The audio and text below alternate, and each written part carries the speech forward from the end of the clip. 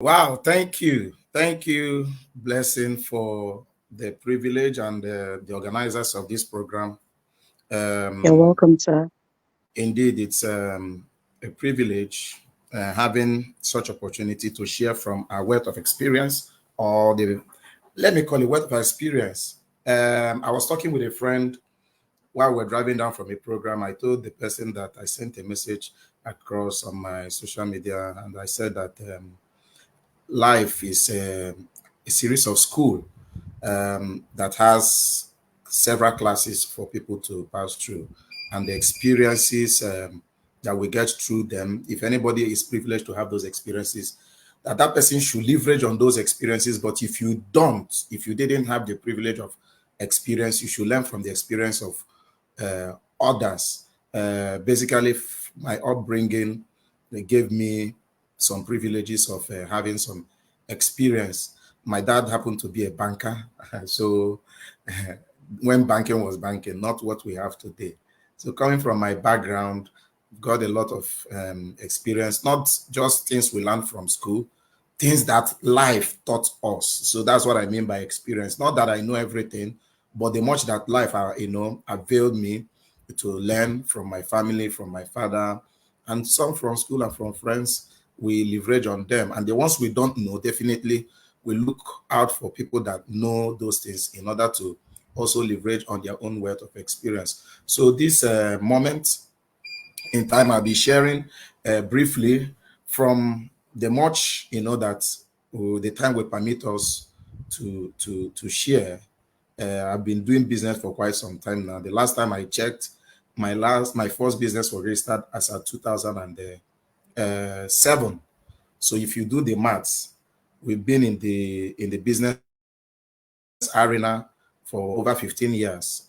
Over 15 years. I think that is a lot of experience, even though it's nothing compared to people that have been there for several decades of yeah. So we will stick to the subject matter this evening. Please, I want to encourage everyone that is live with us. Just stay close, grab your pen and your writing materials. We are going to get value for our time. Also, I would want to encourage us to share the link to your loved ones, people you would like to have first-hand information as the meeting goes on. We've had introduction of the meeting, investing for the future, investing for the future. When this caption was given, I said, why did we even add the future to it? Every investment is for the future. You understand? Every investment is for the future. Anytime you decide to do an investment is for the future. But important, we put perspective to it for the future, which will tell us how long we want to invest. I think we'll start from basic definition of investments. What is really this thing we call investment? Investment. I think a basic definition we go for everything. I basically call it something in order to get um, a better yield, not to get a better yield. The principle or the process of setting aside some things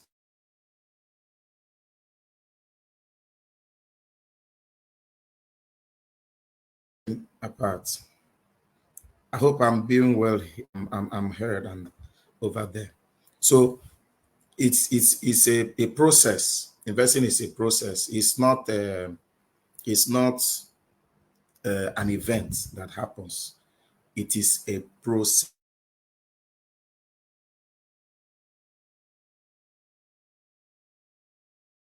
It's a process of putting something away in order to have an increment or an increase of whatever you are putting apart.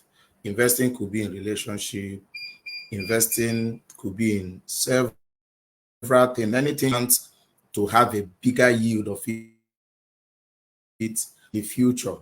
Um, you are expected to invest that thing. it is basic. You're expected to invest that in basic principle of sowing and reaping. Somebody that goes to the farm, you want to have a better yield of your corn, your maize, your rice, or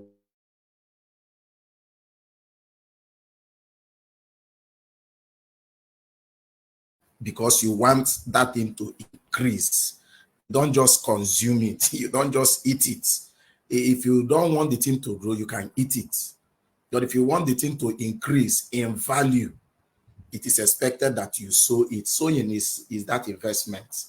If you take our agricultural practice to do the explanation, that process we do in order to go and bury the corn in the ground, then in 3 months' time, you go back to the same thing you buried in the ground, and you begin to see bountiful harvest. That is the process of investing. Remember, it's just a seed of corn that was set apart. It went into the soil. The type of soil you will invest corn, you must carefully, observe the kind of soil. The same thing goes for investments. If it is a maize you want to sow, you must know the soil.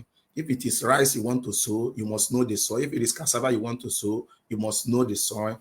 If it is palm fruit you want to sow, you must know the soil to understand if the soil you intend to plant these things, if they support the growth, or if they support a good harvest of what you intend to plant. The same goes for money. So when we come to financial investment or financial investing, is basically the process of putting away money. Now, like in the area of maize, you put it away in a soil, right? That of yam, you put it away in a soil. If it is palm fruit, you put it away in a soil. But if it is money, you put that money away. The soil now is an asset. The soil now that we are talking about now, in terms of money, is an asset. Remember, the key point is that you must put something away. That anything you want to have the greater value of it tomorrow or in the future, you must be disciplined to put it away. So when it comes to financial investment, you put it away in an asset and with the aim of generating income. That is the basic definition of investment. Putting away some amount of money in an asset with the aim of generating income. The aim of generating income. So every investment has a goal. The goal is to generate an income. And the primary goal behind every investment is also to increase the value of what is planted. From the definition I gave, you want to increase the value of what you planted. That's why you go into investment. Now, from the definition, a lot can be understood there. With the time I have here, I'll just do a very good analysis so that we understand what this thing is all about. And then as we now go to do this act of investment, we will do it with the proper mind frame, because one of the reasons people don't really succeed in many things they do is not that they don't even know how to do it. Basically, the mentality with which they do those things. We will get to all of that point. Mentality with which you do whatever determines the value you get in return. Mentality of with which you do whatsoever determines the value you get in return. Yes, all footballers are not getting the same return. All bankers are not getting the same return. Every businessman, including those that are into oil and gas, they are not getting the same return. The differentiating factor is the mentality with which each of the person is doing the business.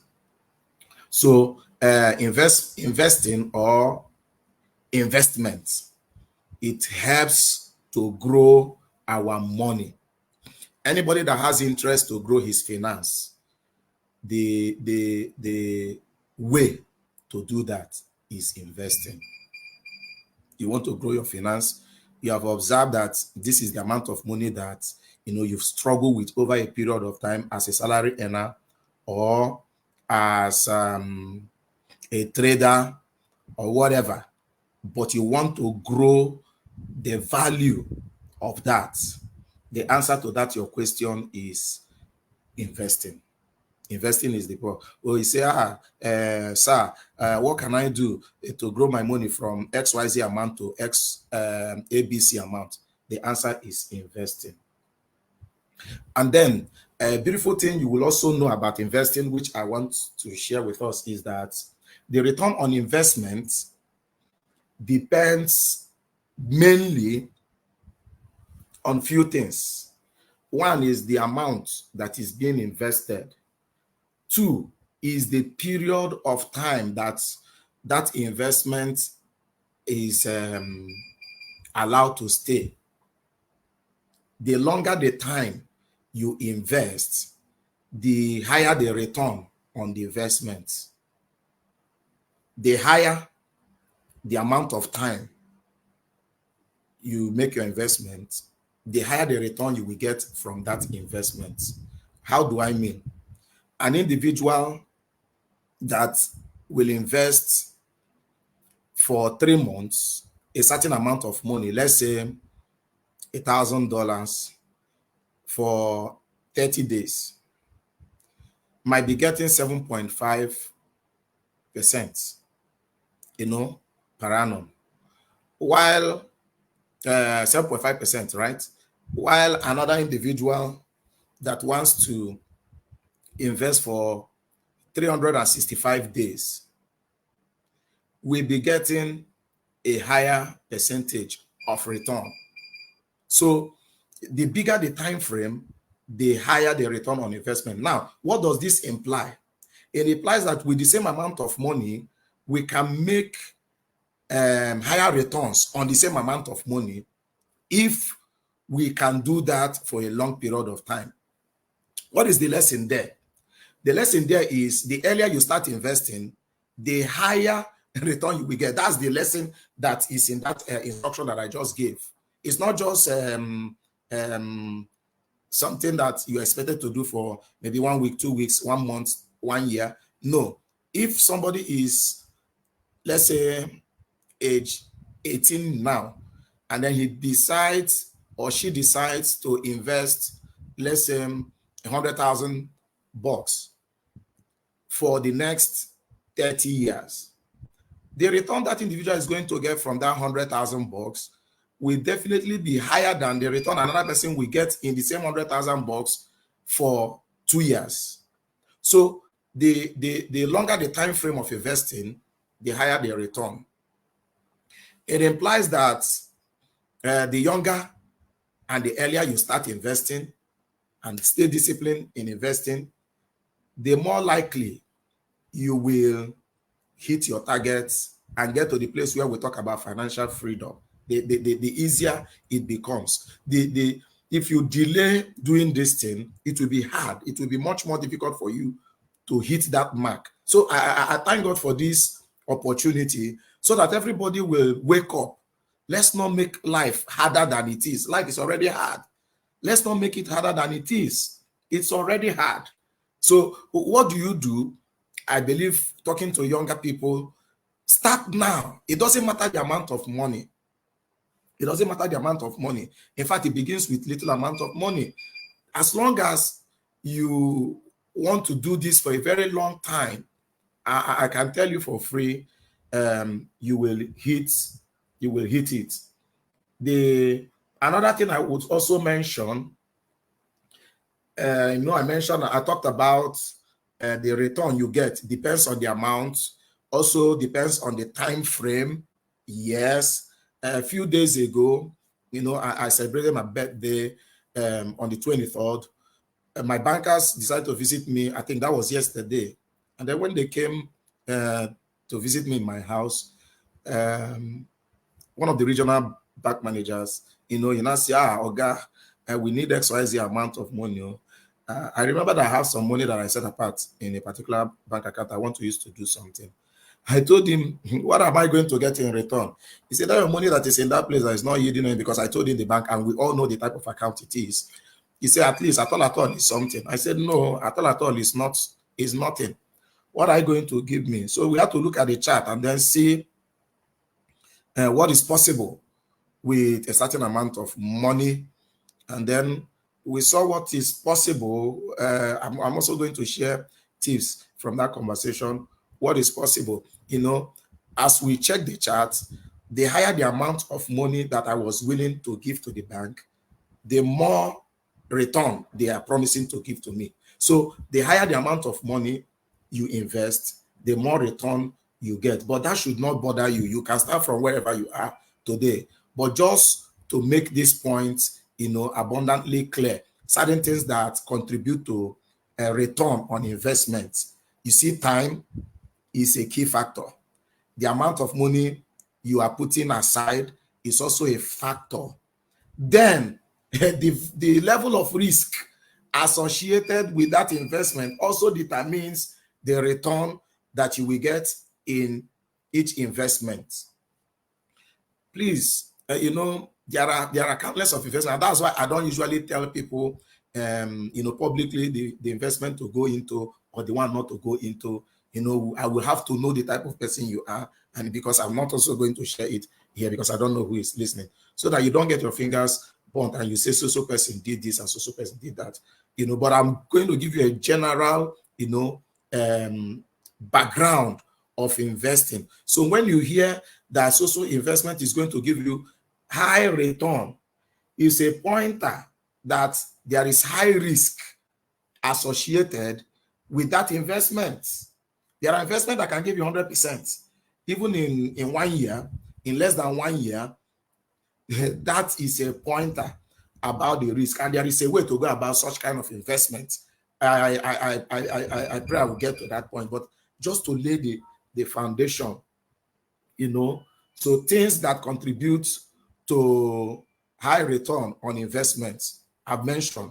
I say time, the amount of money that you are willing to set aside. Thirdly, the risk that's associated with investing. Now, investing is a very beautiful thing. There are lots of benefits that, you know, that is attached to investing. They help us to, you know, having spare fund and investing, they can make our life a whole lot easier.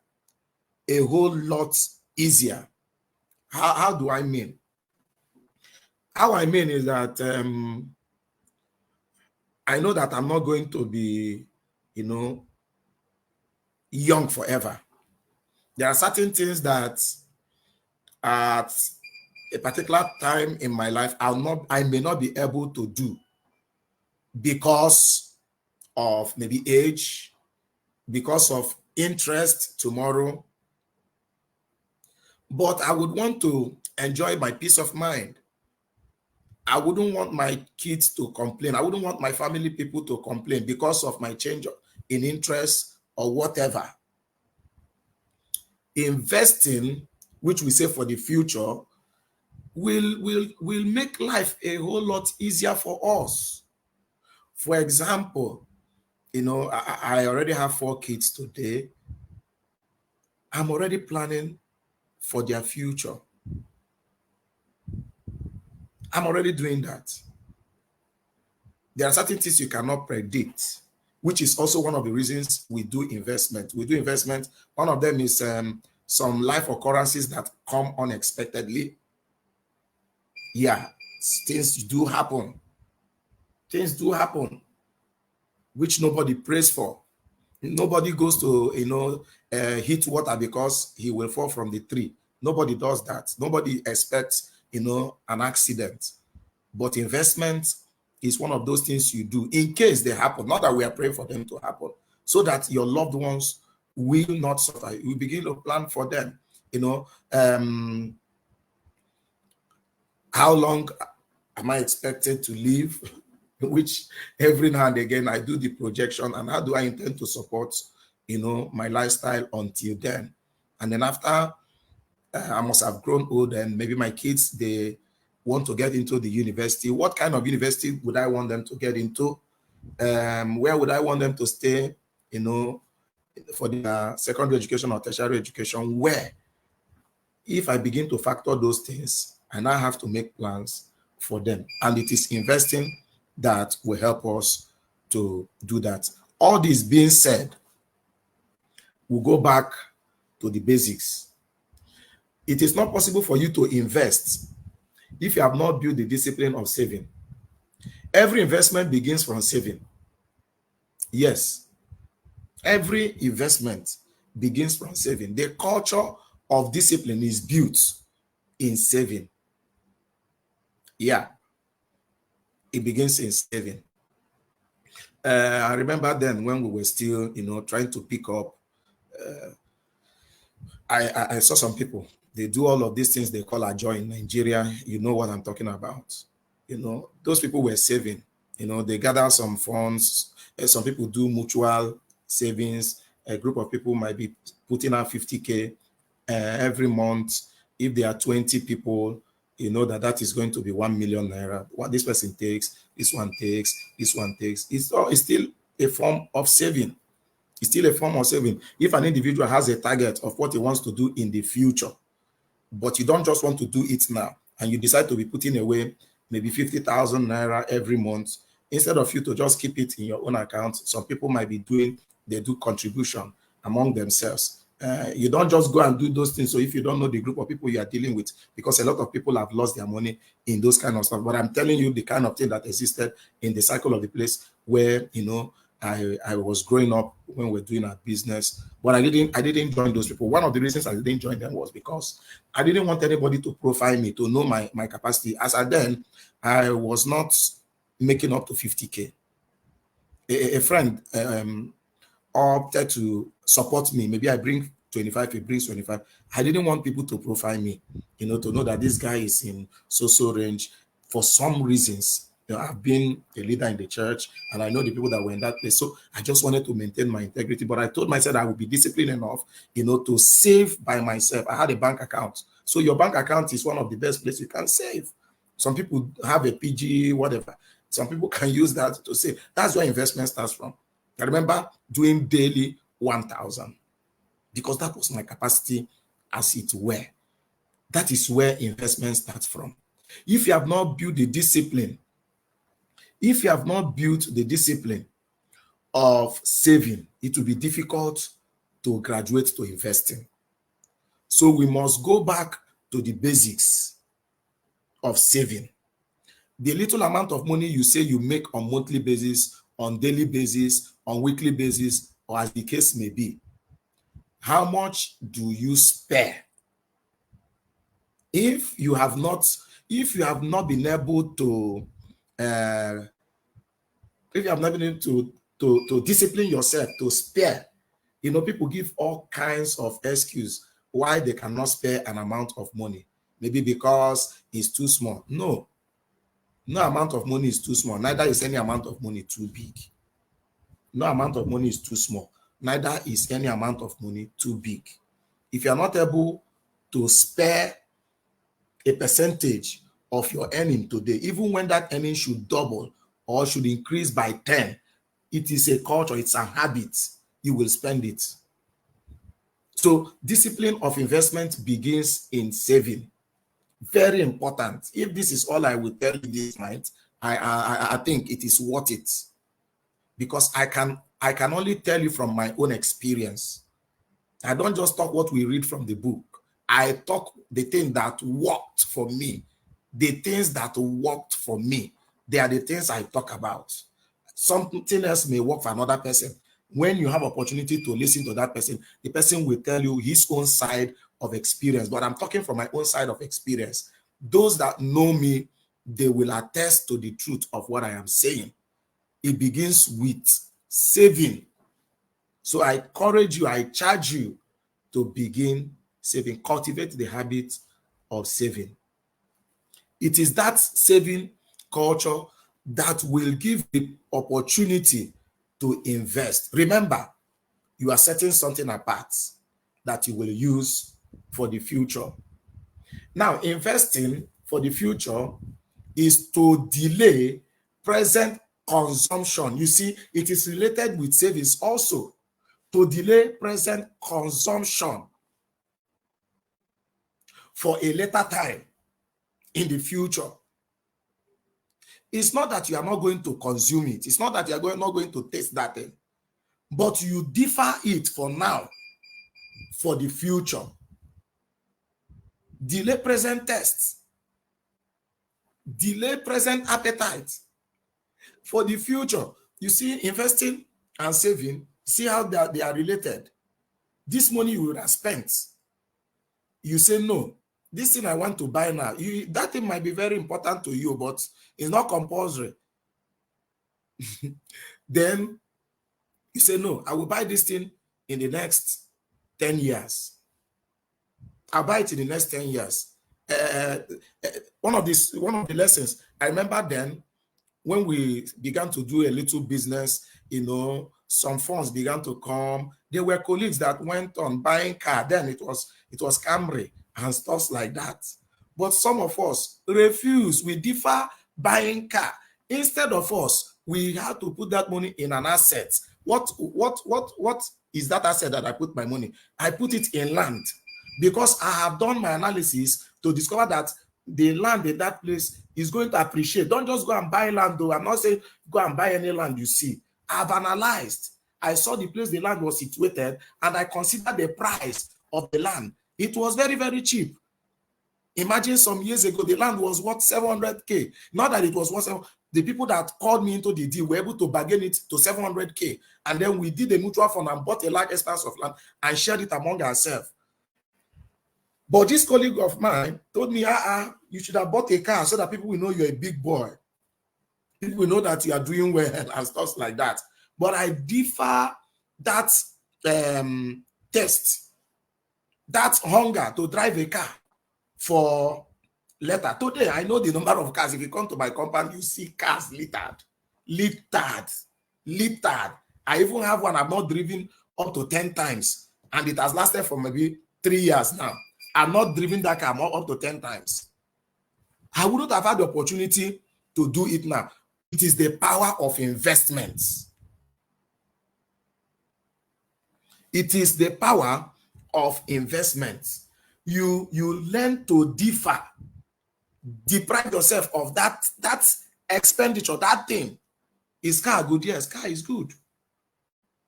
Yes, it's good. There are other things that are good, but it's not that you will not drive. It's not that you will not use those things, but you want to use them in the future.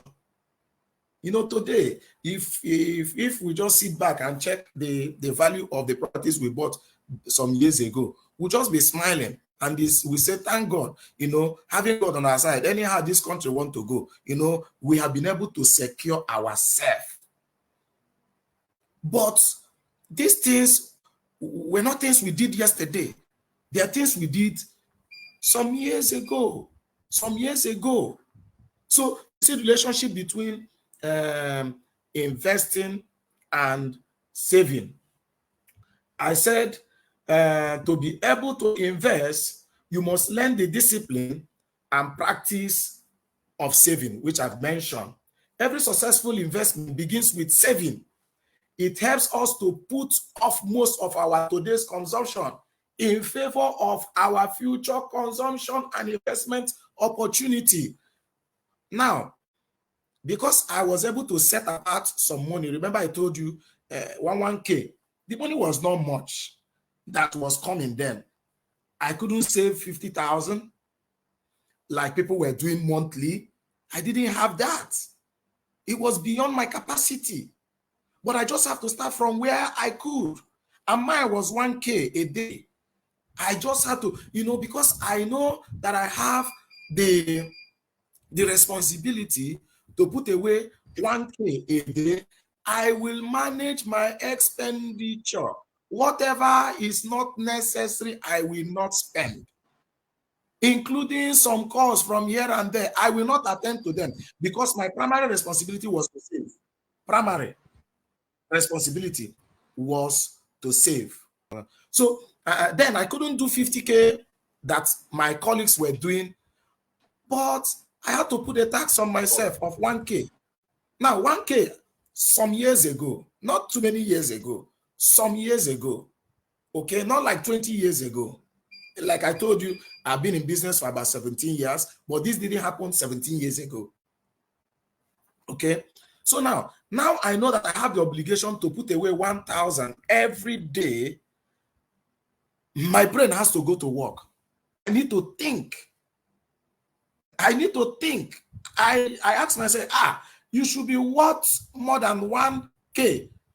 When you check 24 hours, you divide 24 hours and then divide 1K by 24 hours. Does it mean that my 1 hour is not worth this? Because I have a responsibility to set apart that amount of money. So my brain had to go to work.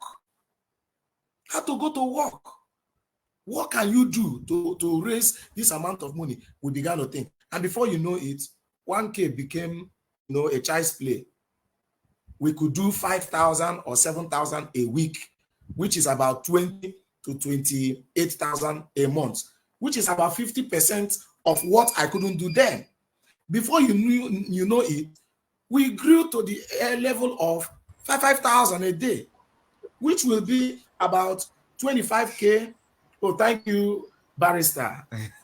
Good to see you. Good evening, sir. Yeah, good to see you. Now, as I saw you now, my morale has increased. I just let me stay here quietly and be enjoying the gist. It's all right. It's okay. Okay. You, all right. Good to see you. Okay, like I mentioned, then we couldn't do 1K. From 1K now, we grew to putting away 5K, which will give you about 25K in a week, approximately 100K in a month. Somebody that couldn't do 50K in a month before. Because this discipline, we've been able to graduate. Then anything that is not necessary, you will not find me there now. You don't find me there.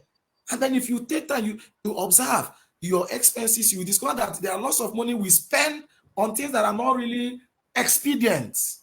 Things are not really expedient because you have not placed a responsibility on yourself. Remember, I said, if it is saving that I finish talking about here and we go, I think we've done 70% of it, because if you don't build that discipline, forget about investing, right? So we're able to do that. And then before you know it, while we were putting our hands, putting our brains to work, opportunity began to come that we would not have been able to, invest in if we didn't have that money. In fact, nobody believed that I could do that. So even when I told some of the people that, okay, let me run this package now, they say you run it with your money. That was an access. If I've not saved, I will not have opportunity to now invest in those opportunities that some of them, in a day, I could make like 30K. In a day, I could make like 30K. Something that I have to wait for 1 week, I can make them in 1 day, sometimes multiple times in a day. That's why I said every successful investment begins with saving, because it helps us to put off most of our today's consumption in favor of future consumption and investment opportunity. That's what it does. Every successful investment begins with saving.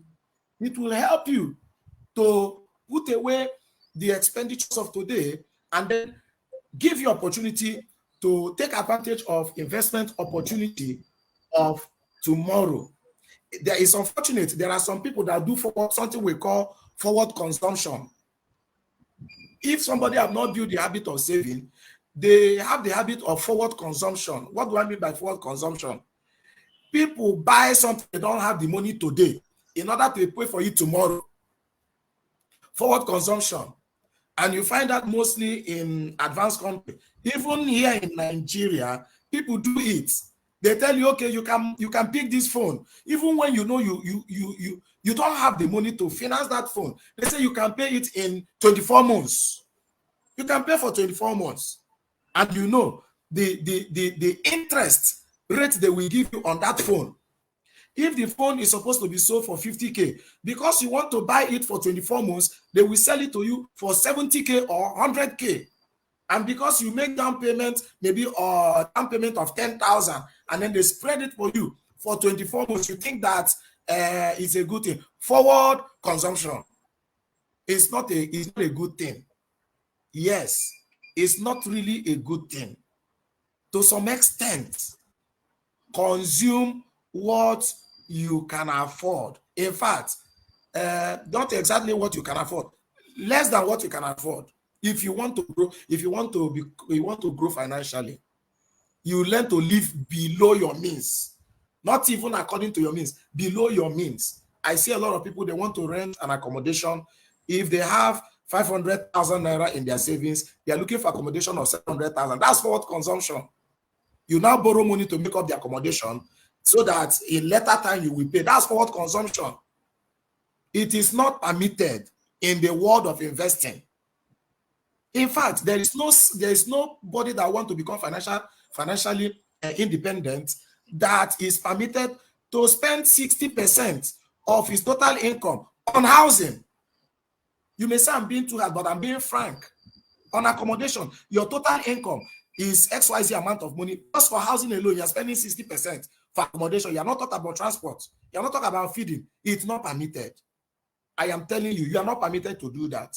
You see somebody that doesn't have up to 50 million naira in his account, he's going to buy a car that is worth 30 million. That is being crazy.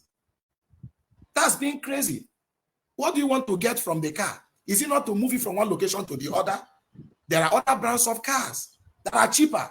So I said, if we're able to handle savings, investing will become a small thing. But if you don't build the discipline of saving, you cannot invest. Even when you'll be investing for the wrong reason. You'll be investing for the wrong reason. I've already mentioned that people, they do the opposite. They embark on the habit of forward consumption. In case you are part of those people, please, I'm begging you, in the name of whatever you respect, quit that lifestyle. Quit that lifestyle of forward consumption. Rather, let us live below our means. In fact, as Christians, yes, let's live below our means. It's not because you have the money, you must spend it. What about tomorrow? What about 20 years' time? What about 50 years' time? If you go to the scriptures, something that happened in Egypt, what did Joseph do in the land of Egypt? He taught them how to save and how to invest. Now, he didn't encourage them, let us waste it. The 7 years of abundance, because it's there, let us waste it. No. That was the secret that saved the world. Imagine if nobody like Joseph showed up at that time. The world would have died of starvation. So you can save the world. You can save the world by inculcating the lifestyle of saving and then progress to investing. You can save your family. They might be calling you, say, brother, sister, bring the money, bring the money, bring the money, bring the money. I'm not saying that it's not good to listen to them. No, think about tomorrow. Think about 20 years' time. You must learn to set something apart. I talk from my experience. Today, we are supporting our family members. But when I started this thing, you may call me Obiakpo. Yes, you may call me Obiakpo. You may call me anything. Because I had purpose. I had purpose. I had purpose. You can call me anything. And then I stayed true to that my purpose. All right. Saving and investing differ consumption from the present time to a time in the future. I've already mentioned that. Investing for the future is to delay your present consumption. I've already mentioned that. Every investment must be purposeful. Very good. Every investment must be purposeful. I was already talking on that. When I began, calls will be coming from everywhere. We all know Parkinson's law. You can go and look up, Parkinson's law. The moment your income begin to increase, the thing that will come to eat it will also increase. It is there. It's a natural law. If you want to obey that law, I wish you good luck. I wish you good luck.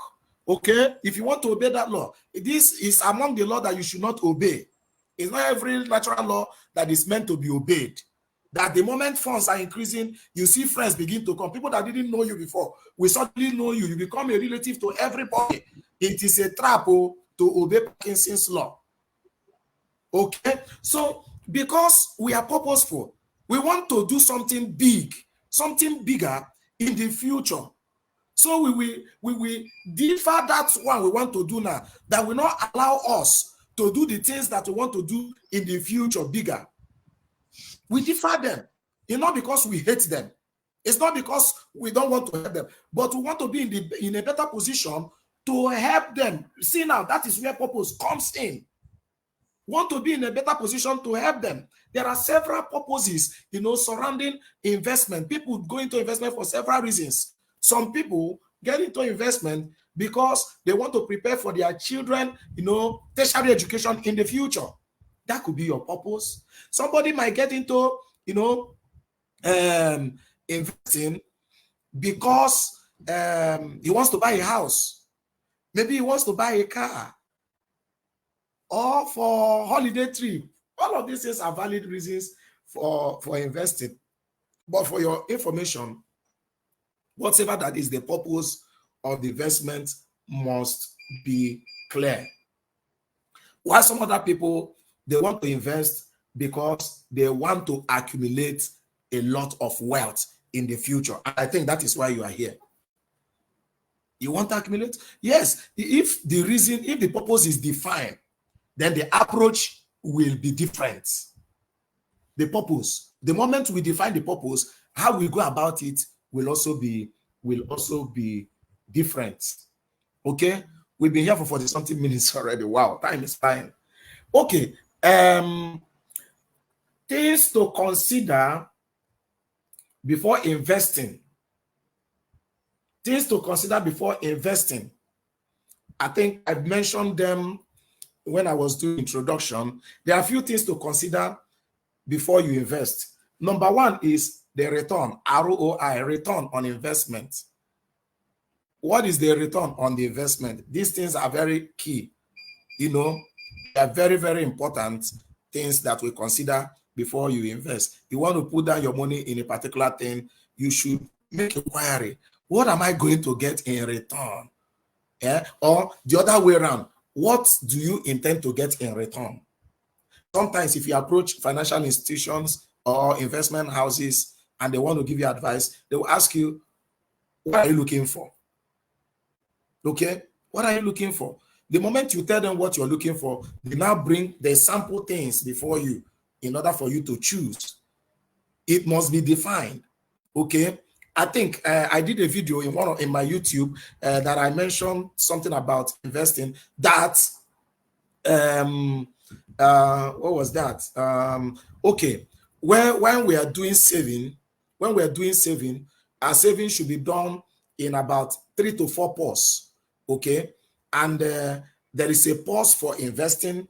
There is a pause for investing. Even in that investment pause, there are investments that you divide them into 3 categories: the ones that are highly volatile, the ones that are moderately volatile, and the ones that are completely safe. And then a certain amount of money that you have saved, not more than 10% of your savings should go to highly volatile investments. You can choose not to even go there, because those kind of investments that will yield you high return is risky. So you consider the return and the risk. You also consider the lock-in period. You consider the flexibility of the investment and withdrawal at times of need. Let me explain all of these things in one breath. I mentioned if you have XYZ amount of money that you want to invest, what is the amount of money you want to get in return? How many percentage? It's usually in percentage. 7.5, 8%, 15%, 27%. A few months ago, federal government, opened the window for Treasury bill, TB. Some people were able to get up to 20% return on investment from primary markets. Some people cashed in. Some got even more than that from primary market before the interest rate kept coming down. And now I think it should be about either 17% or below. Federal government did that. 27%, 20 people got all of that return on investment. TB, treasury bill is very, very safe. No, there's no risk in that. There's no risk in that. That one I can say that one anytime, any day. There's no risk in that one. It's very, very safe. Very, very safe. You know, it's still going on. Still going on. The interest rate is not much. Okay. So it's also good though anyway. 17% now is big money, although inflation is also killing that. So when you consider the return, the risk, then the lock-in period. Lock-in period is simply the time that if you invest that money, you can't touch it. You can't touch it. There are some investments, usually until after 15 days, you can touch that money. Then if you touch that money after 15 days, even if they want to charge you, they will charge you from the return, either 10% or 20% of the interest you're supposed to get if it has lasted that lock-in period. While some investments, if you go to touch them before the lock-in period, they will take money from your capital. So we should, you know, consider the type of investment going into. Consider the lock-in period. Okay, maybe I have some amount of money that I don't really have need for it for the next 2 months. These ones are not long-term investment. These ones are short-term investments. And I just put in the money. Then after a while, I need that money. If I go to touch that money in 2 days' time, what is the implication?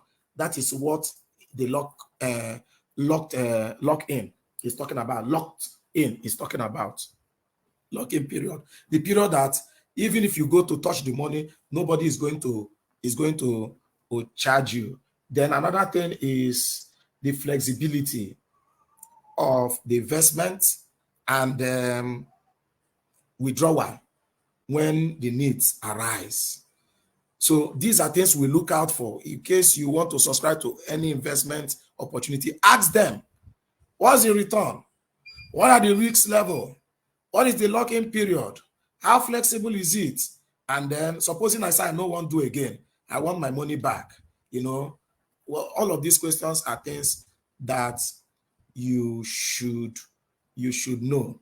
In case there are things you want me to touch, I would like you can put it on the comment section. I'm just trying to let me hit what I want to hit. Okay.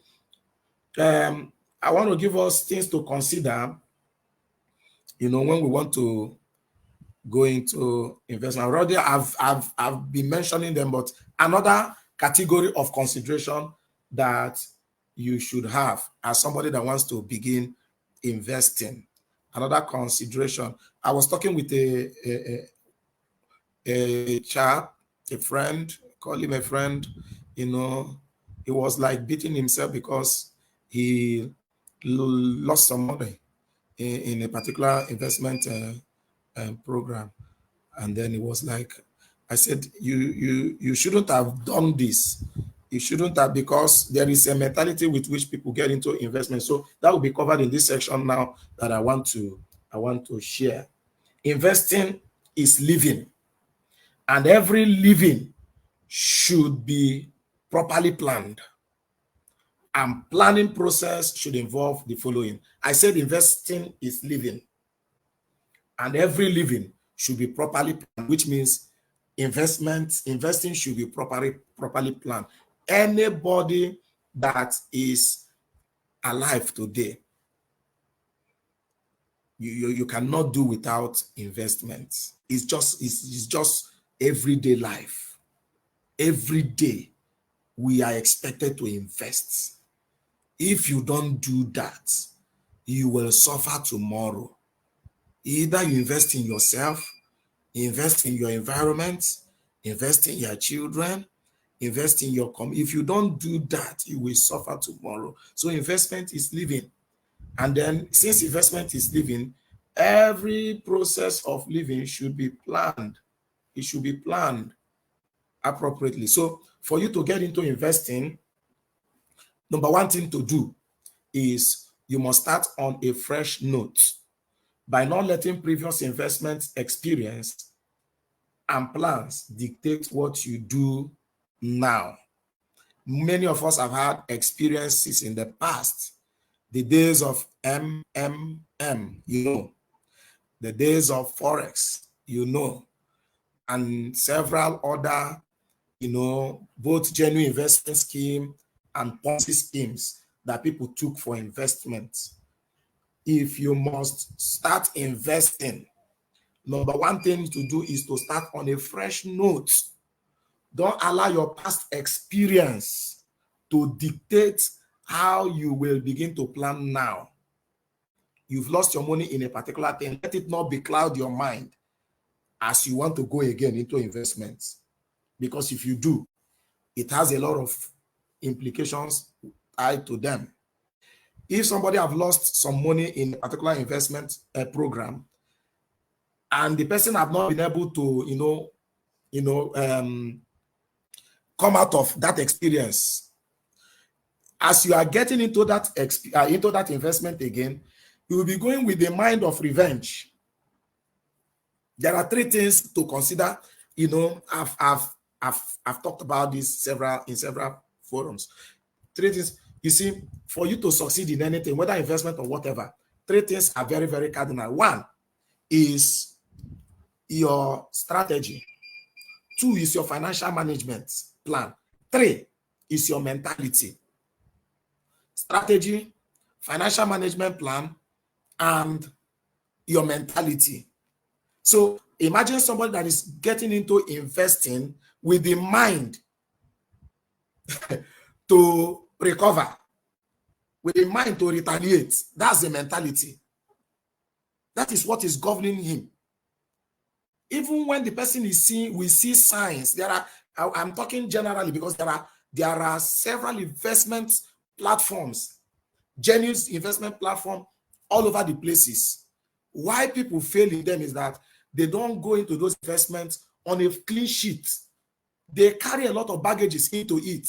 Maybe you have lost $10,000 and then you want to go and retaliate. Are you fighting war? That's not investment. It's not investment. Don't go and say you want to go and retaliate. Retaliate what? I bet you are going to lose that your money again. So you come on a clean sheet as a new, nothing has happened before. Everything that happened before was just a lesson. You just pay tuition fee on that platform to learn the dangers in that decision. So you come on a clean sheet. Don't allow those things to, because many times there are some investment options where you're supposed to take your decisions almost daily. But because of apprehension of what has happened in the past, when the opportunity to invest show up, you will not take the decision. And by the time you will take this decision, it is when the investment opportunity is already going against you. It's already going against you. Yes. It's already going against you. So come with yeah. Thank you, sir. Go into investment on a clean sheet. Start with a fresh mindset. A new investor. Yes, that is the point. And I've just explained that. Come fresh. Forget about what has happened before. There are lots of investment platforms, lots of investment opportunities. The moment you are able to do this, when you get back into them, you discover that you will win. That is not all. Number two is always connect your investment plan to your life's goal and the timing of these your goals. Your life's goal and the timing of these your goals. People will often hear me say, at 60, I want to retire. Retire in the sense, not that I know what I'm talking about. I'm just conditioning my mind that, guy, you're not going to work forever. So whatever you can do now, do it so that by so time, even if you are not able, you'll be good. So everything that I'll be doing will be aligning with my life goals and timing. Will align.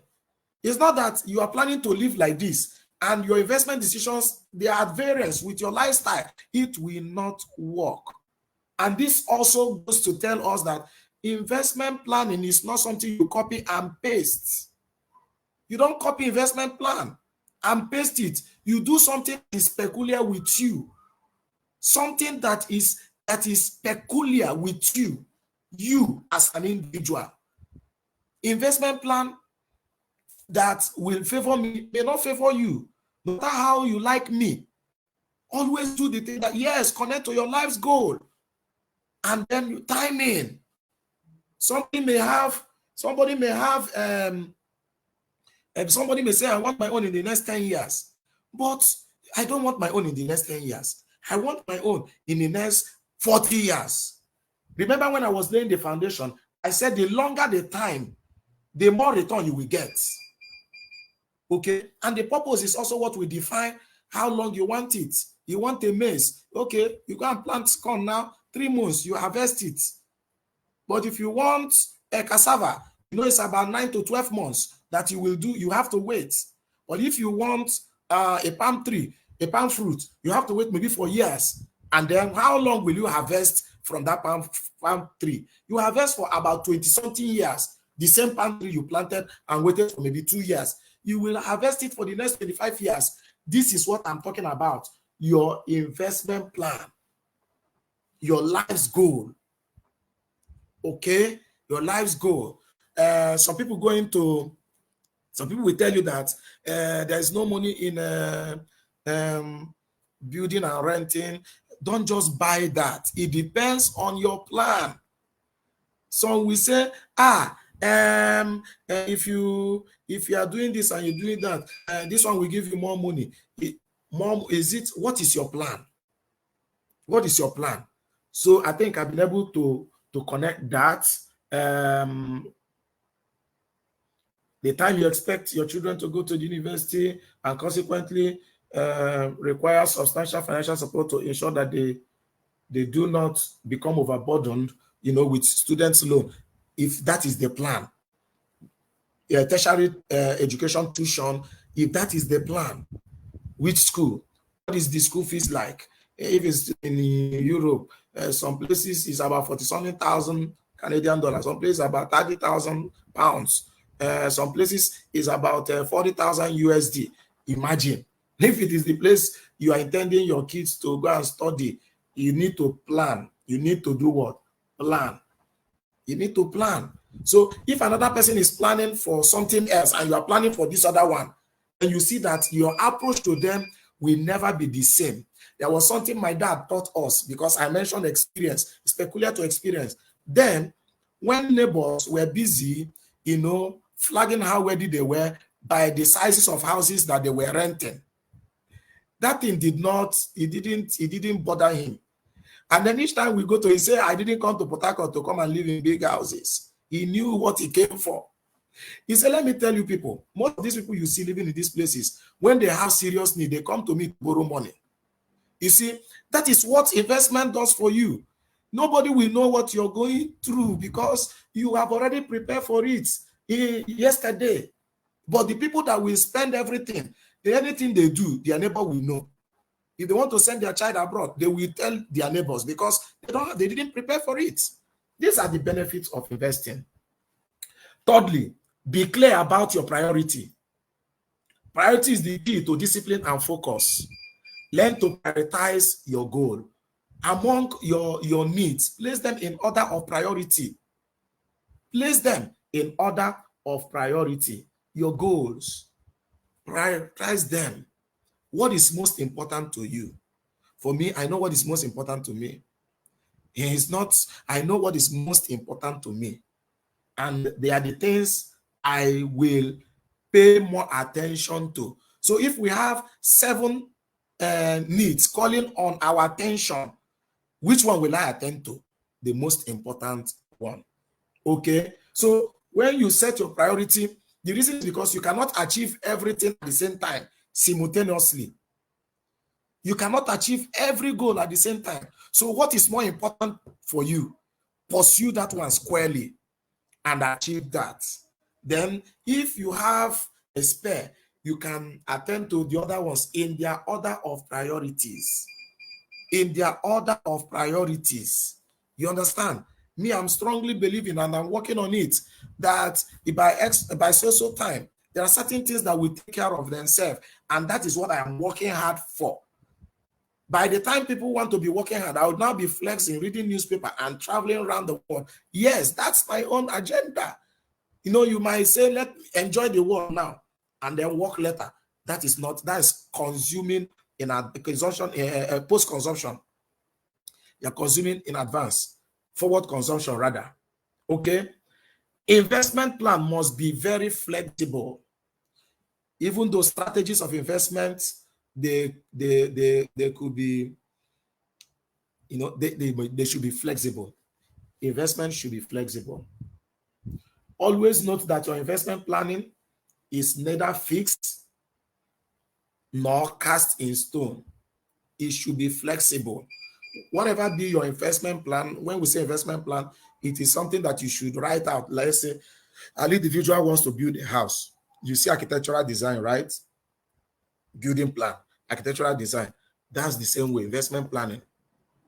Investment planning. Where am I now? Where do I want to go to? If you're able to know where you are, you're able to identify where you are, where you want to go. That will not be, and then how fast do you want to go there? That will determine the investment vehicle to use. We will not get into those investment vehicles. It will determine the type of vehicle you will need. Somebody that wants to go to the UK now, you might decide to go on road. You know how long it will take you to go on road, right? If you want to go by a vessel, it might take you maybe 30 days to go by water. If you want to fly, it will take you maybe 6 hours or thereabout to go there. If you know where you are, then plot your destination. That will now determine the vehicle to use. All of these things will be contained in your plan. In your plan, they'll be contained in your investment plan. However, this investment plan must be flexible. You might intend to go by road now, but later you change your mind. It's not a must that you continue with that. You might intend to go by air, but later you change your mind to go by ship. I'm just giving us, you know, figurative explanation of that. So you should know where you are, where you want to go to, and then that will help you to determine the vehicle to use. If you want to use Okada, fine. If you want to use bicycle, fine. If you also want to walk, fine. But the point is that you must have a plan. But that plan should not be fixed. You can alter it anytime. It's just a working document that is to guide you. The thing that should be fixed is your goal, your purpose. That one, they don't compromise that one.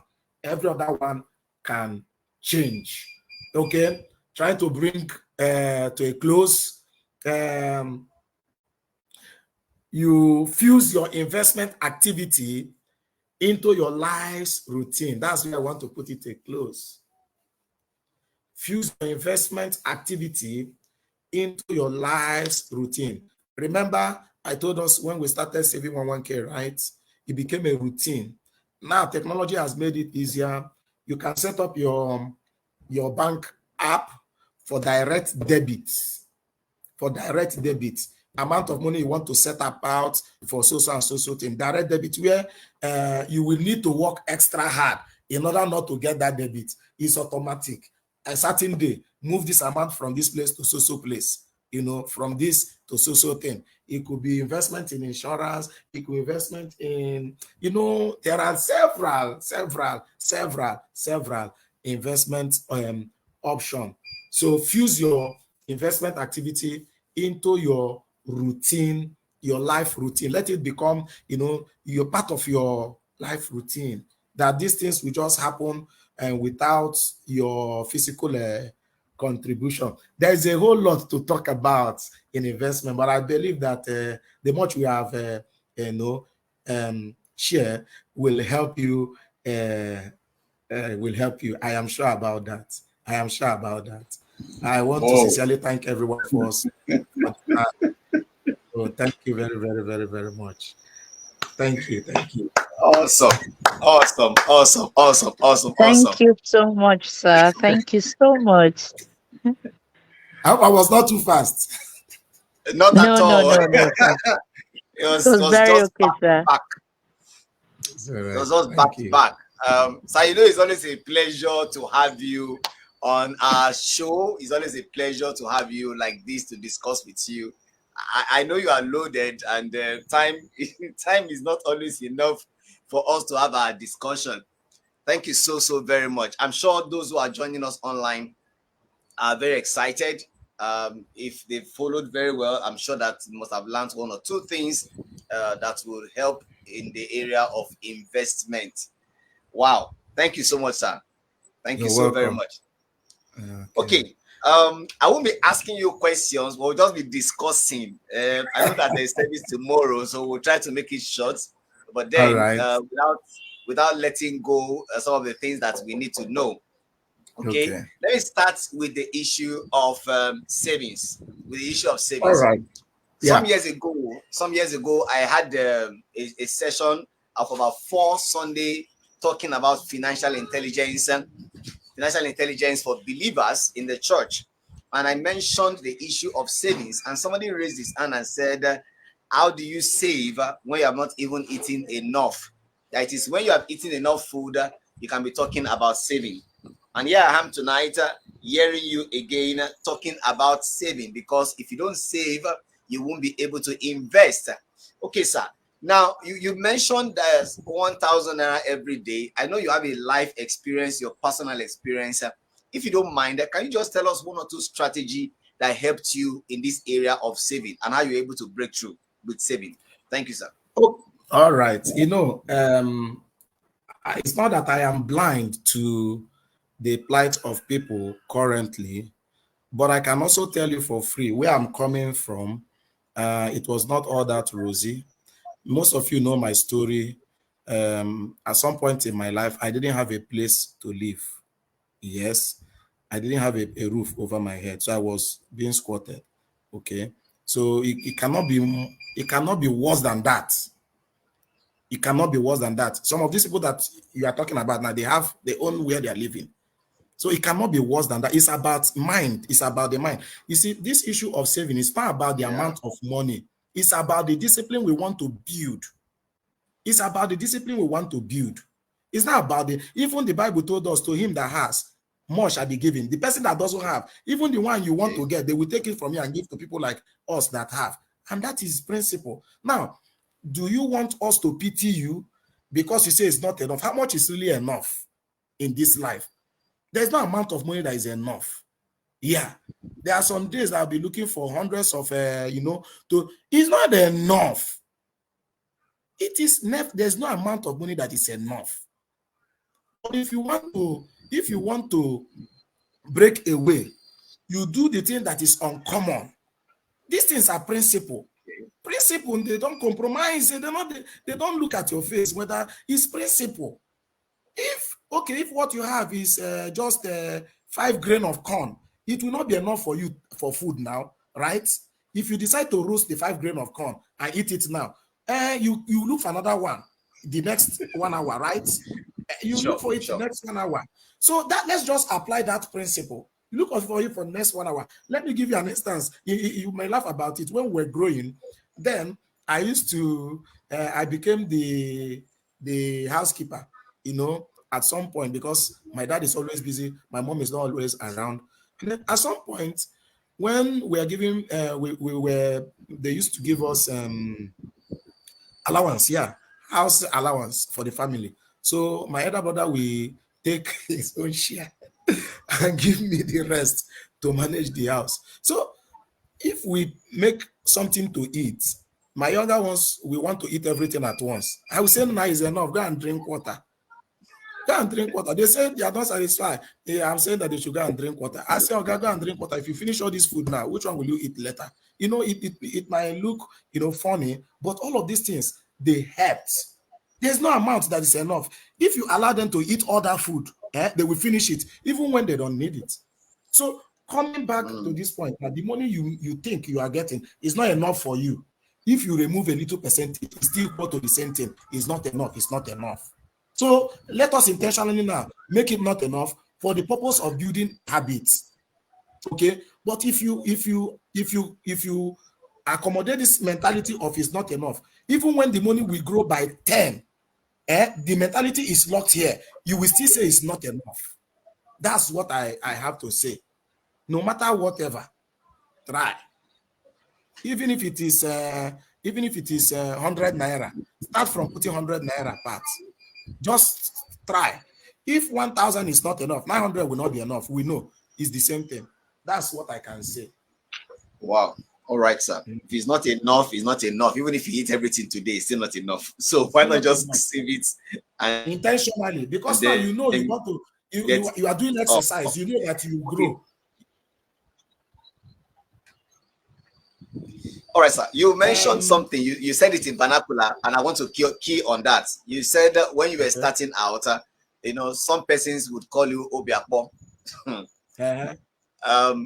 One of the things that has affected a lot of persons or stopped them from investing is because they want to attend to everybody. All right. I once listened to Pojo Yemade, and he said that two poor men cannot help them. Say, if I'm poor and you're poor, we can't help each other. So one person needs to do something extra to get the money and then be able to help the other person. Now the question is this: how were you able to attend or handle those people who saw you as Obiakpo when you were coming up? Because for us that are operating within the religious circle, it can lead to a lot of misunderstanding. All right, they may see you as you don't want to help anybody, you have the money and the rest of that. So how are you able to handle them and then you're able to come out of that phase? Okay, there's two approaches to it. Number one, people like to show off. And that used to attract a lot of things that you didn't bargain for to come. People like to show off. Maybe you started getting small coins for saving. You are now showing it off as though you have reached there. What you have is just a seed that should be cultivated, not harvest that should be eaten. But you are flying it as though you are already got into a harvest season. That's one of the problems with people. If you see me, I don't fly anything. No. You understand? So even before people got to even know, you've gone far. Now, family members, how did it even happen? It was that time you begin to send something to people. They now know that something is there. And then more demand will begin to come. Before you were not sending, now you decided to send. Then the demand now multiplied. Yeah? But because I try to live a life of budgets, you understand? Let's say the amount of money I want to spend, I know the percentage of income that I will not spend beyond, though. No matter what you see me do, I know what it is there. It's an agreement. So the rest of the money is not my money. It's the money that belongs to the future. So when you get to the future, go and collect the money. That is just it, and it doesn't disturb me. Now, one of the ways now, maybe you come now, and then I budgeted to do XYZ amounts. It will take God for me to go back to what do they call it? After you have finished, after you have exhausted your budget, they now do what? Barrister, help me. Supplementary. Supplementary. I know they do supplementary budget. So you have to wait for the next budget because that is the way to go. If you don't plan your finance, how will you grow? So I'm not saying we should not help people, but you should help people according to your capacity. Help people according to your capacity. Are you El Shaddai? You are not El Shaddai now. If you think you're El Shaddai, you will surely die. True. So now you know your capacity. You can help people to the tune of 10 million. If you hit 10 million, my brother, wait for the next year budget. If anybody comes, you tell the person, please, my charity fund has been exhausted. Let us wait until next year. There's nothing wrong in it. Anybody that wants you to go and bring your capital to give them to eat is not a friend. Neither is the person a brother. That is just the simple truth. So let's come out of this thing. If you live a life of budget, these things will be easy. Okay, this is my house rent. This is for utility. This is for this. This is church. This is this. This is charity. And then you did that prayerfully and carefully. And then you've exhausted, as you're doing it, keep track of what you are doing. If your budget remains this, somebody comes, you rationalize. Is it worth doing or not? If you don't help that person, another person will help him. So if you didn't have that money at all, so what would have happened? What would have happened? The person would have gone somewhere else. Now you don't have it, my brother. You don't have it, you don't have it. You don't have it doesn't mean that the money is not in the bank. That money is for something else. So for another purpose. Another purpose. So I budgeted 10 million. You say 10 million is not good. Do you know my income? You don't know my income. If I budgeted 15 million, and we have exhausted 15 million, wait for next year. Right? I might put you on the list. Next year, if that need is still there, bro, or you come and take, uncle, come and take. But if it's not there, there are people we put, like now, maybe our parents, you say every month, 100K. That one is fixed now. You know that one, you've already budgeted it. Yeah. If you didn't do it in March, in April, you do ×2 because either you use their money to do something else. But the one that belongs to the community, you will be careful how you do it. You're a pastor. You can't help everybody now. You help according to what is in the purse. If the treasurer say, Pastor, there's no money there, they will not cut your finger. They'll have to wait until the money comes. So that is just it. Wow. Okay. What you just mentioned now just reminded me of a discussion I had with a pastor yesterday, and he said that they need to attend to some matters, and the senior pastor told him, he said to the senior pastor, sorry sir, we don't have any money in the accounts anymore. And the man said, look for money anywhere and then we'll settle it. I think that has to do with discipline. Now, you mentioned discipline when you're talking about investment. What does it really take for one to learn financial discipline? What does it take? Okay. Yeah, like I just mentioned, budgeting. Yes. Which is the key. Which is the key. If we, sometimes you don't need to be a chartered accountant to learn how to live a budget. You understand? If we should begin to do that, as simple as you can keep it, what are the compulsory expenditures that you do? Write these things out. Okay. Write these things out. There are, fixed expenditures. You don't need to, whether you like it or not, you must pay your rent. If you are a tenant, you must, right? Then you have a car. You should know how much you need to consume on your car. Yeah. And then that one varies too. Whether to use your car or to enter public vehicle, it varies. If you have budget, you understand, you are not trying to impress anybody. It's your life that you're living. And then remember, we are talking about you are delaying some certain things that you want to enjoy in the future. Okay, that even if it is to burn diesel fuel of 500,000 naira in a month, it will happen if you plan for it today. But for now, you can't do it. If it comes to the point where you drive that your car only on weekend, my brother, drive it only weekend. Check whether driving your car every day to the office and taking public transport, which one is more economical. We just be true to ourselves. You understand? Let's be true to ourselves. The moment we're able to do all of these things, I remember when in the house, when we were not the ones, we don't pay the utility bill, like NEPA bill, from our the money they give us, allowance. Yes, you can see somebody, you can burn anything on fire, you can, because that one doesn't come from you.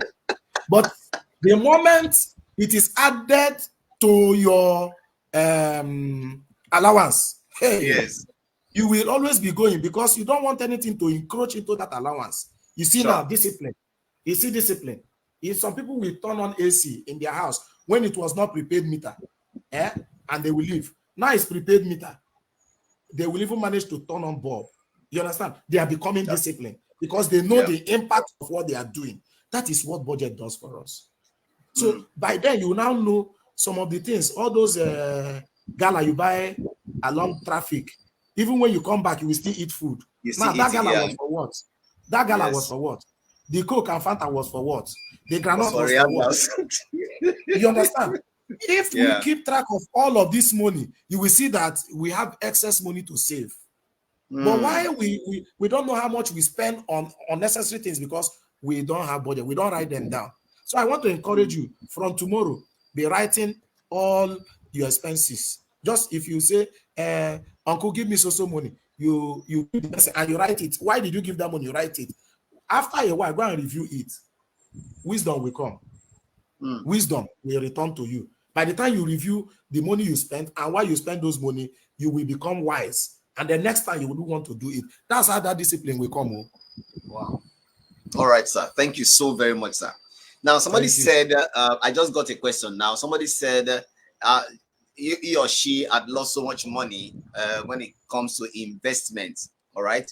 How do we know what investment to go into? Now, I'm going to tie that question to what you said in the course of your presentation. You mentioned TB, that is treasury bills. I know we have mutual fund, we have fixed deposit, we have insurance, what's it called, investment, and the rest of that. Can you just touch briefly all of these investment vehicles so that one can have an idea of how to go about it? Okay. People get into investments and they get their fingers burnt because they didn't really ask about the risk that is associated with those investments. Few years ago, somebody came all the way from Port Harcourt and was marketing a particular investment to me. I told him that I've been in this thing since my university days, guy. That for the fact that we don't talk doesn't mean that we don't know a lot. The person mentioned the names of few people that I say, so if you mention the names of these people's name, I should throw away my brain because this person is doing it. I should just throw away my brain. And then the things I know, I should just throw it away because, that is why people get into investments. If you hear that Broeze is doing it, Barrister Yaga is doing it, you just know. And then you don't take investment advice from marketers. People that want to take their percentage from that investment. They are not the best people to go and ask for investment now because their major interest is not your own. It's that their percentage they want to take. They will tell you this farm is giving you this. If you invest with this farm, what their interest is have they done it before? There are some investments that I've done that I don't tell people about it until I exit. Until I exit. And I exited properly. I will not tell you. It's not just what I read from the books. I want to experience it. Some people will come to me and I tell them the loopholes I know in those businesses in Nigeria. That if it is outside, I will trust them. But here, even the people that set up those businesses, they're looking for loopholes, not to give you that money. Many. You understand? So I don't like talking about investment vehicle publicly. You understand? Yeah. But the ones that are safe, very safe. We can say about those ones anytime, any day. Fixed deposit, that one is safe. The return is not much, sure, but it's safe. Your money is safe. Okay. You just call your banker, you ask your account officer, you want to do a fixed deposit of XYZ amount of money. What is the rate we give you? If you're not comfortable, call another bank. Sometimes, they can negotiate. That is it. It's not much. You understand? It's not much. It's not much. But it is safe. Instead of you to heap your money somewhere that is not giving you anything, you can fix it. You understand? Now, somebody asked about locked-in period. There are banks, they are not interested in your money. Their locked-in period is not much. The amount of time that money can stay, and then even if you want to withdraw your money, they will not take anything from you. Locked-in period, they will not take anything from you. Confirm. Ask the bank, what is the lock-in period? So even if after 15 days, the 16th day you want to take your money, the only thing they will do is they will remove some percentage from that interest they wanted to give you before. Are you getting me? So at each point in time, your bulk cash should be trickling something to you. It can even be paying your rent. After 15, if you need that money, you go and withdraw the money. If you don't need the money, you go and put it there. It will be generating interest for you. You understand? That's a fixed deposit for you. That of treasury bill is very, very simple. That one, they won't give you your interest ahead. You understand? That one, they will give you your interest. If you put it today, they will credit you the interest today. The only thing is that your capital, you can't touch it until the maturity period. You understand? That is that of treasury bill. You can bid from the primary market or you buy from the secondary market. Primary market is where you propose to them, this is the percentage I am looking for. If you manage to win, they'll give it to you. Why secondary market? The bank will quote the percentage that they will give to you if you are okay with it. But you should be okay with 17% now. I understand. I think it depends on how much you're fixing. You know, if I'm fixing 100 million, 17% per annum, if you prorate it on a monthly basis, that should be that giving is me not per like annum. That's not per annum. No, for 100 mil, 17 is not per annum. It's more than that. It's more than that. No. Okay. Yeah. 17 is not. No. 17 is not for 100. 17 is not for 100. It should be more than that now. No, it's more by than that. By the time inflation scrapes the air on the edge like my own now, I should still have something at the end of the day. Yeah. But you know, some people hit that amount of money in savings. Yeah. Really? That is, yes. It's not that they hit that from time to time. Each time they check, they will be having within that neighborhood in their accounts. Okay. There are people like that. You think everybody's you?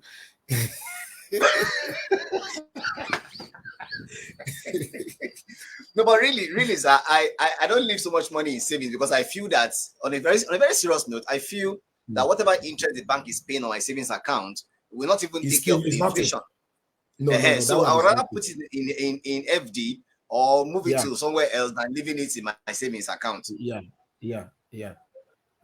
Well, maybe that when our banks become bond again, they'll be doing that for us, paying us interest on savings account, reasonable interest.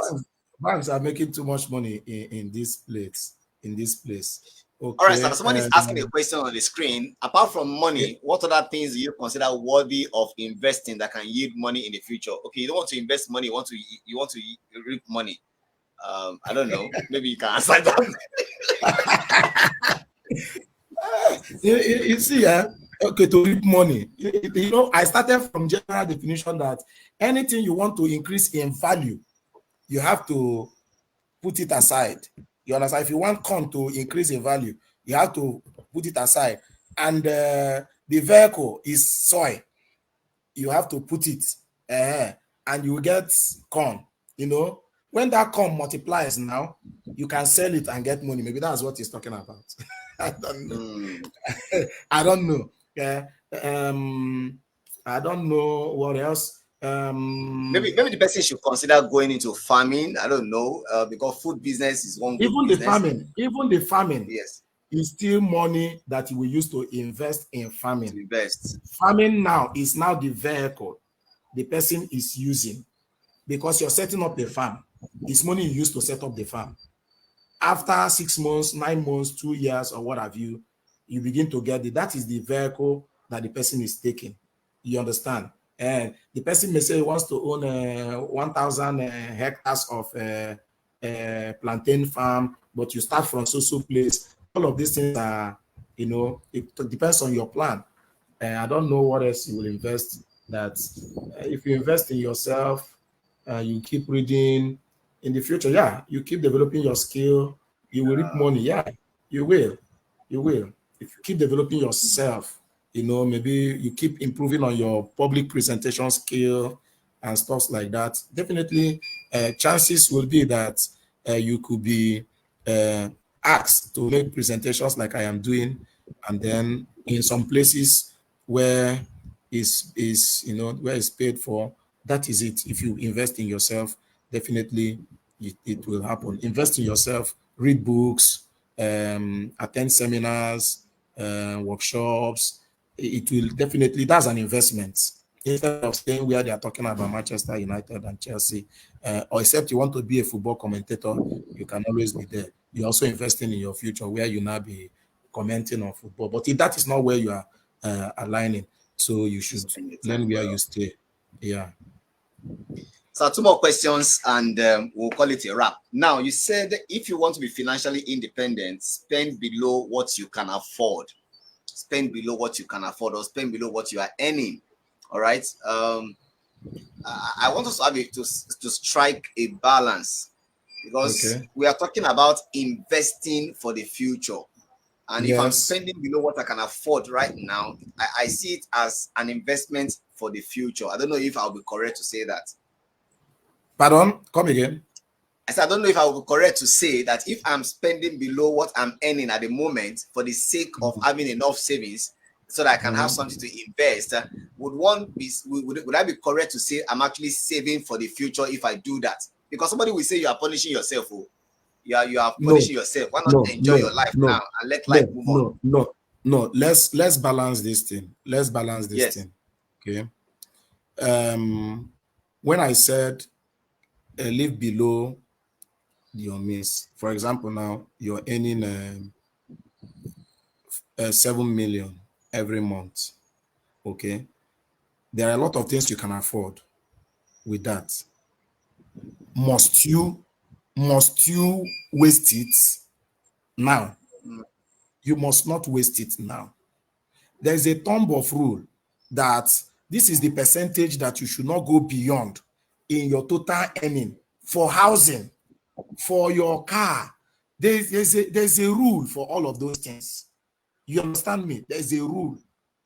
Now, because you're earning 7 million in a month, in 10 months it's about 70 million. In a year it's about 84.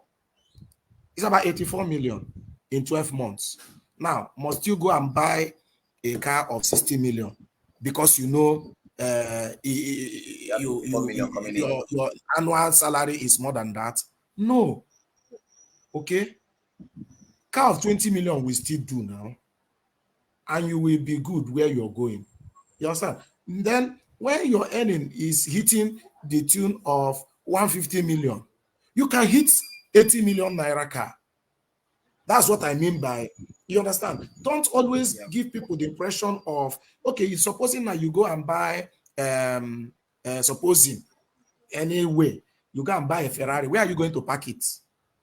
You will spend more money in the security of the car. You understand? You spend, you spend more money in then your own security also. You're attracting more expenses to yourself.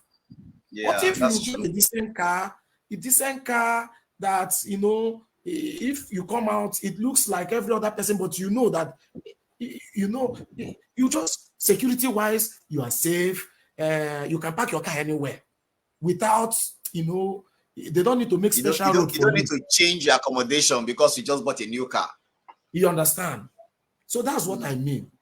That's what I mean. I'm not saying you should be suffering yourself. No, don't tell everybody that they have increased my salary because they've increased your salary and now you want to repaint your house.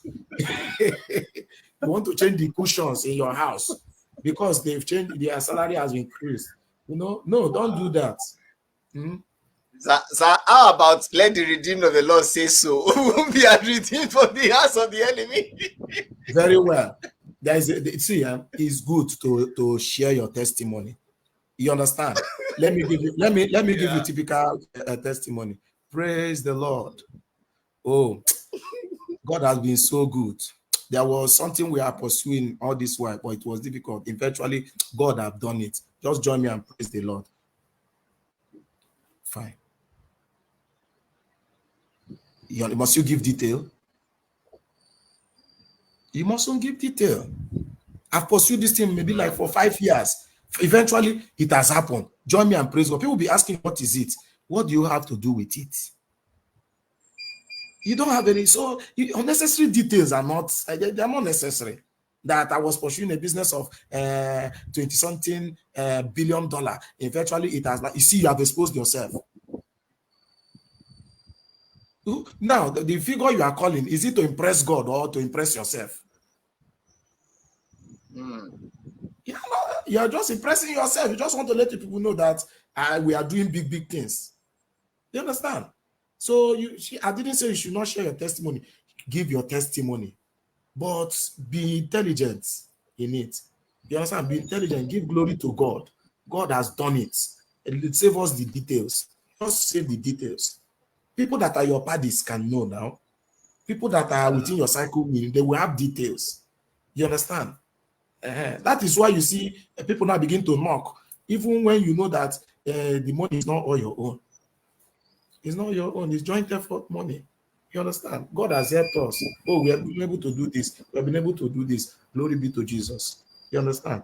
That is it. I didn't say we should not share testimony. We shared. You should share testimony.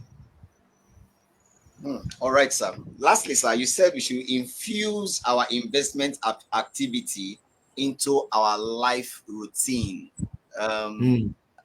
I don't know. I think that depends on if the individual has a life routine and if the individual has defined his investment, because you said our investment should be purposeful.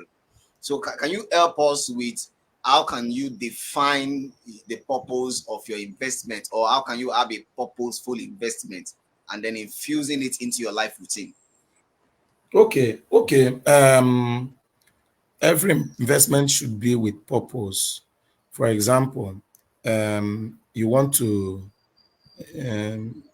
kids to have their tertiary education maybe in London, right? And then average school fees there is maybe per year is maybe £30,000. But your kids are just 7 years old now. Okay. In the next 11 to 13 years, they should be needing that, right? So if you want to invest because of their education, that's the purpose. Yeah. Yes, that's the purpose. You want to do that. Okay. That's what you are doing. Some people that are able now may say every month, this is the amount of money I want to vote into so account that we eventually invest. What you do now is you put a direct debit order in your account for that purpose. So the moment it hits that month, that money leaves your account. Whatever is left is what, so you don't have to struggle again. You know, the moment it gets to that month, that money will leave your account. So whatever is left, they are the things, is the money you should be managing with. Unlike where the whole money is there, you have to spend whatever is now left, you now manage to put out for that investment. That's what I mean. Automate the process. That's just the summary of what I am saying. Okay. Automate the process, whereby the thing will just leave your account, and you will not know. You only feel the alert. You understand? Every 15th of every month, the money goes out. So you just know automatically if you are earning XYZ amount of money, your mind will be settled that this is the money that is left for you. You will not be tempted to go and touch it. That's what I mean. Yes. Fusing it. So it is not part of you. That money is set aside. That's it. Then by the time you do that thing, for the next 11 years, hey, check now. The power of compound interest, which you know. For 11 years, you discover that thing will not be a walk in the park. When you get that to that period, it will not be much again to you. And there are other ways of doing that too, apart from putting aside, maybe when we have masterclass.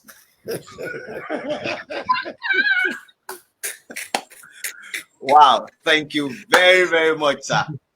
Definitely, we need to have a masterclass because we can't exhaust all of these in this kind of a short period.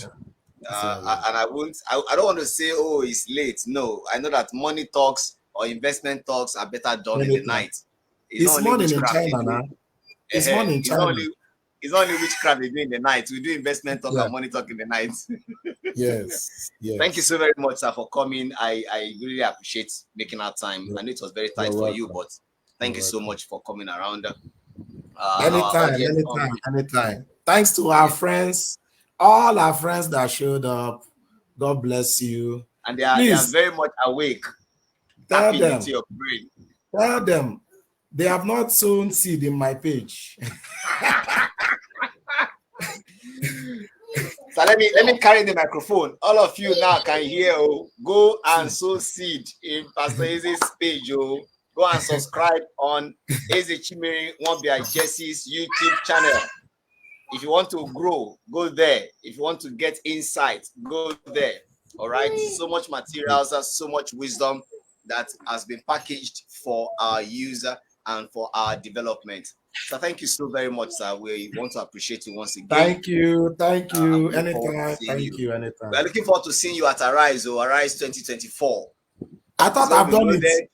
I thought I've done it here. No, we're not done it here. Arise Face is another face entirely. You know, the team for this year is moving forward, 22nd and 23rd of June, and it's going to be awesome. It's going to be very, very powerful. So we're looking forward to seeing you there, sir. Thank you so very much. Thank you. All right, so everyone who has joined us online is a wrap.